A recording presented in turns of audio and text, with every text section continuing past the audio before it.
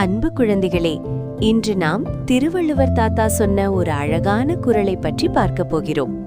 ஒரு அழகான பூங்காவில் ஆதி என்ற சிறுவன் படித்துக் கொண்டிருந்தான். அப்போது அவனுக்கு ஒரு சந்தேகம் வந்தது. நாம் படிக்கும் புத்தகத்தில் இருக்கும் எல்லா எழுத்துக்களும் எங்கிருந்து வந்தன? அ என்ற எழுத்து மட்டும் ஏன் முதலில் இருக்கிறது என்று யோசித்தான். அப்போது அங்கு வந்த அவனது பாட்டி அந்த ரகசியத்தை சொல்லத் தொடங்கினார். ஆதி, கவனி. அகரம் என்ற அ எழுத்து எப்படி எல்லா எழுத்துக்களுக்கும் தொடக்கமாக இருக்கிறதோ அதே போலதான் இந்த உலகத்திற்கும் ஒரு தொடக்கம் இருக்கிறது என்றார். அந்த பெரிய சக்திதான் ஆதி பகவன்.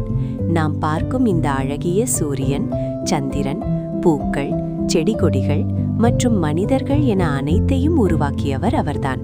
எழுத்துக்களுக்கு அ எப்படி முதல் எழுத்தோ அதுபோல இந்த உலகத்தின் இயக்கத்திற்கு அந்த இறைவனே முதன்மையானவர்.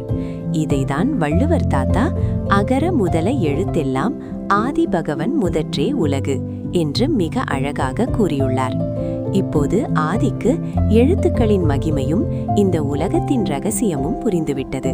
அவனுக்கு தமிழ் எழுத்துக்கள் இப்போது நண்பர்களைப் போல தெரிந்தன. நீங்களும் ஆதியைப் போல மகிழ்ச்சியோடு முதல் குறளை கற்றுக்கொண்டீர்களா குழந்தைகளே? மீண்டும் அடுத்த குறளில் சந்திப்போம்.